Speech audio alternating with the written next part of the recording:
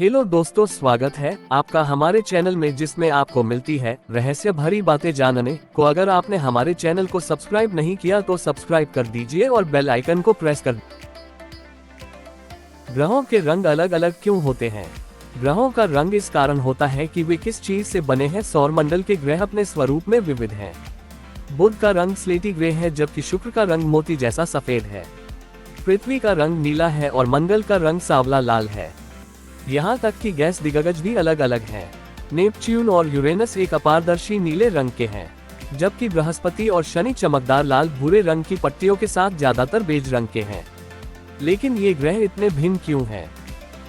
चंद्रमा की तरह बुध का वातावरण नगण्य है, इसलिए इसके वातावरण में ऐसा कोई रसायन नहीं है जो सूर्य के प्रकाश को पकड़ सके और फैला सके।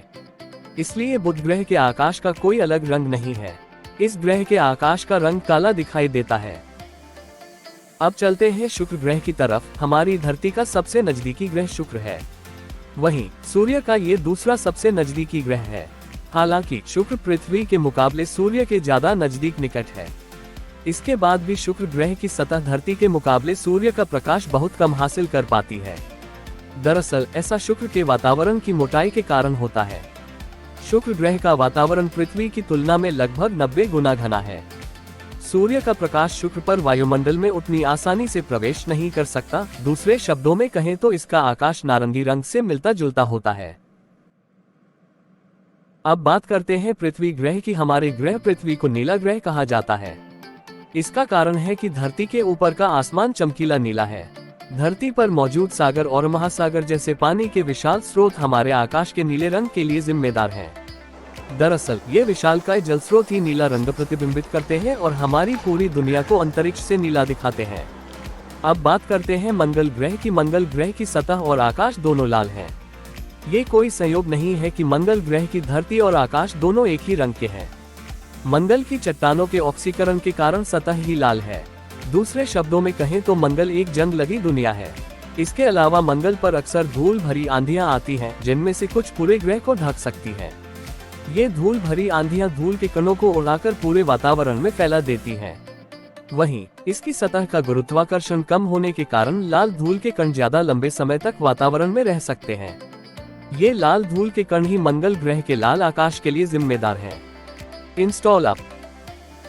अब बात करते हैं बृहस्पति ग्रह की। पृथ्वी की तरह बृहस्पति का आकाश भी नीला है, हालांकि ये पृथ्वी की तुलना में बहुत धुंधला है।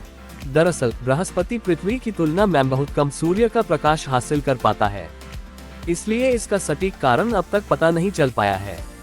फिर भी माना जाता है कि इस ग्रह पर पहुंचने वाला सूर्य का नीला प्रकाश वातावरण के कणों के साथ बिखरने के कारण इसका आसमान नीला है। अब बात करते हैं शनि ग्रह की। बृहस्पति और शनि ग्रह में बहुत समानता है। हमारे सौरमंडल में कोई भी दो ग्रह बृहस्पति और शनि की तरह एक दूसरे के समान नहीं हैं। उनके आसमान का रंग कुछ ऐसा है जो उनको अलग करता है। माना जाता है कि शनि के आसमान का रंग पीला है। पीले रंग की संभावना ऊपरी वायुमंडल में अमोनिया क्रिस्टल की उपस्थिति के कारण होती है, जो आकाश में आने वाली पीली रोशनी को बिखेरते हैं। अब बात करते हैं यूरेनस ग्रह की। यूरेनस एक नीरस ग्रह है। शनि के छल्लों या बृहस्पति के विशाल तूफानों की तुलना में यूरेनस पर कोई हलचल नहीं होती है। यूरेनस के ऊपरी वातावरण में खास तरह की धुंध है, इसलिए इस ग्रह को लेकर ज्यादातर चीजें स्पष्ट नहीं है। यूरेनस का आकाश सियान है।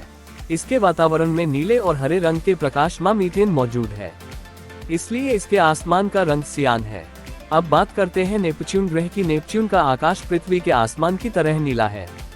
यूरेनस के सियान आकाश के कारण नेपच्यून के नीले आसमान को काफी अजीब माना जाता है। दरअसल दोनों ग्रहों में काफी समानताएं हैं। वैज्ञानिकों के सामने बड़ा सवाल है कि दोनों ग्रहों के वातावरण में मीथेन मौजूद है, फिर कैसे दोनों के आकाश का रंग अलग हो सकता है?